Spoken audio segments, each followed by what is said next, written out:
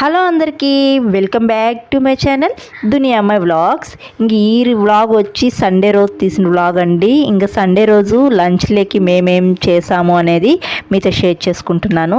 ఇంకా లంచ్లోకి మటన్ అయితే తెచ్చారనమాట. ఇంకా మటన్ చేయాలి. ఇంక ఒకటి చేయబోయి ఇంకోటి చేస్తున్నాను. ఏంటి అనుకుంటున్నారా? వీడియో చూస్తూ ఉండండి, చెప్తాను.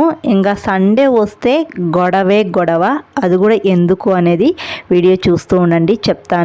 ఇంకా లంచ్ లేకైతే రైస్ చేయడానికి బియ్యం నానబెట్టుకునేసానండి. ఇంకా అయితే బగారా రైస్ చేస్తున్నాను. ఇంకా మటన్ కూడా బాగా వాష్ చేసి పెట్టుకునేసాను. ఇంకా 1/2 కిలో మటన్ తెచ్చారనమాట. ఇంకా గొడవ అంతా ఈ మటన్ వల్లనే. ఎందుకు అనుకుంటున్నారా? వీడియో చూడండి, చెప్తాను.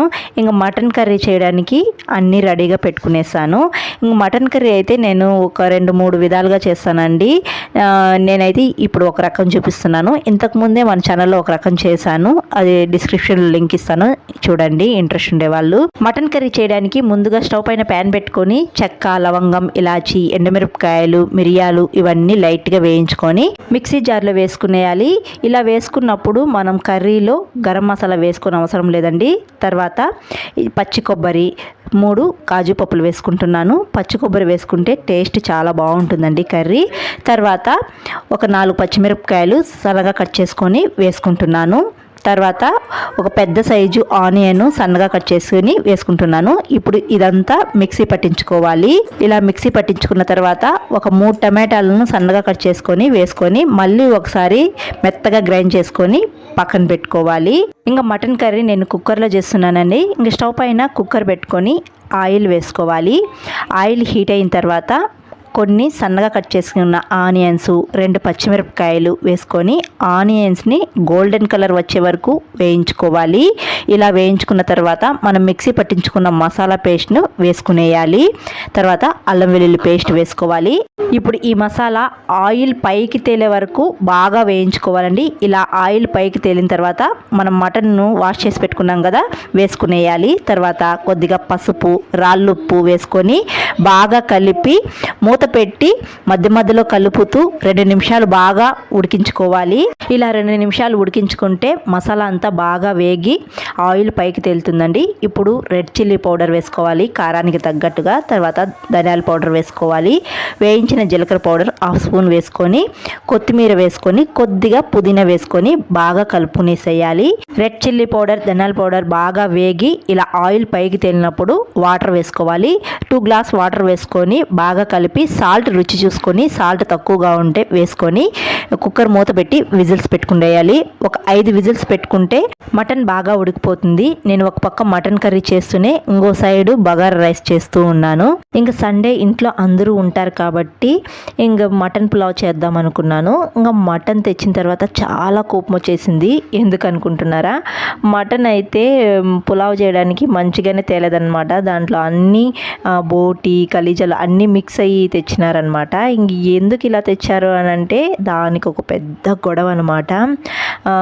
ఇంకా దానివల్ల కొంచెం గొడవ పడాల్సి వచ్చింది.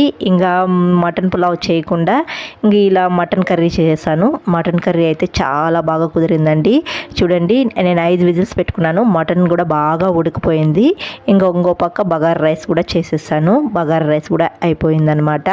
ఇంకా మటన్ కర్రీ, బగారా రైస్ ఈ కాంబినేషన్ అయితే చాలా బాగుంది. మటన్ కర్రీ ఇలా చేసుకుంటే ఫుల్ గ్రేవీతో టేస్ట్ చాలా బాగుంటుందండి. ఎవరైనా ట్రై చేసేదిగా ఉంటే తప్పకుండా ట్రై చేయండి. ఇంకా మేమైతే లంచ్ చేయడానికి కూర్చునేసామన్నమాట. ఇంకా మా బబ్లు ఏడుపు అయితే స్టార్ట్ అవుతుంది. ఇప్పుడు ప్లేట్లో రైస్ పెడితే మూతి మాత్రం ఎలా అయిపోతుందో చూడండి. తినడనమాట. కొంచెం ఎందుకో ఫుడ్ తినాలంటే ఏడుస్తాడు, తినడు. ఇది మాత్రం నా ప్లేట్ అనమాట. ఇంకా బగారా రైస్, మటన్ కర్రీ చాలా బాగుంది. చూసారా మటన్ కర్రీ ఎలా ఉందో? కలర్ఫుల్గా ఉంది కదా. తినడానికి కూడా టేస్ట్ మాత్రం చాలా బాగుందండి. చాలా బాగా కుదిరింది. ఇంకా ఇలా సండే రోజు ఒకటి చేయబోయి ఇంకోటి చేశానన్నమాట. ఇంకా అలా కుదిరింది. ఇంకా మటన్ కర్రీ అయితే చాలా బాగుందండి. ఇంతకుముందు ఫ్రైడే చికెన్ పులావ్ చేశానండి. చాలా బాగా కుదిరింది. ఇంకా అదే విధంగా మటన్ పులావ్ చేద్దాము అని అనుకున్నాను. ఇంకా మీకు కూడా వీడియో చేసి పెడదాం అనుకున్నాను. ఇంకా ఇంకా అయితే ఇలా అయిపోయిందనమాట. ఇంకా చివరికి మటన్ పులావ్ చేయలేదు, మటన్ కర్రీ చేసేస్తాను.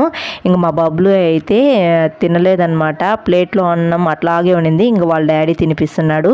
ఇంకా అన్నం తినిపించేటప్పుడు ఇలా ఆటలాడిపిస్తూ తినిపియాలన్నమాట, లేకపోతే తినడు. చూడండి, కళ్ళు మూసుకొని నేను తినిపిస్తాను అని అంటే మిరపకాయ పెడుతుంటే వాళ్ళ డాడీ అలా ఆటలాడిపిస్తూ తినిపిస్తున్నాడు అనమాట.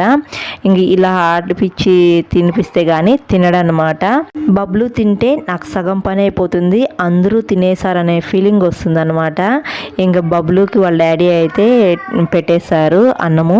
ఇంకా ఈ ఆదివారం ఒకటి చేయబోయి ఇంకోటి చేశాను. ఇంకా అందుకే గొడవ అనమాట. ఇంట్లో అందరూ ఉంటారు కాబట్టి సండే రోజు మంచిగా చేసుకొని ఎంజాయ్ చేద్దాము అనుకుంటాం కదా, కానీ ఇలా జరిగింది. ఇంకా మా లంచ్ అయితే బగారా రైస్, మటన్ కర్రీ చాలా బాగుండిందండి. ఇంక ఈ సండే ఇలా ఎంజాయ్ చేసామన్నమాట ఫుడ్తో. ఇంకా ఈ వీడియోని ఇక్కడితో ఎండ్ చేస్తున్నాను. వీడియో నచ్చితే ఒక లైక్ చేయడం అస్సలు మర్చిపోకండి. కొత్తగా ఎవరైనా మన ఛానల్ చూస్తుంటే సబ్స్క్రైబ్ చేయండి. ఈ వీడియోకి నేను 15 లైక్స్ టార్గెట్ ఇస్తున్నాను. వీడియో చూసే వాళ్ళందరూ ఒక లైక్ చేసి సపోర్ట్ చేస్తారని కోరుకుంటూ మరొక వీడియోతో మళ్ళీ కలుద్దాం. అంతవరకు to follow Duniya Amma Vlogs. Thanks for watching. See you all. Bye.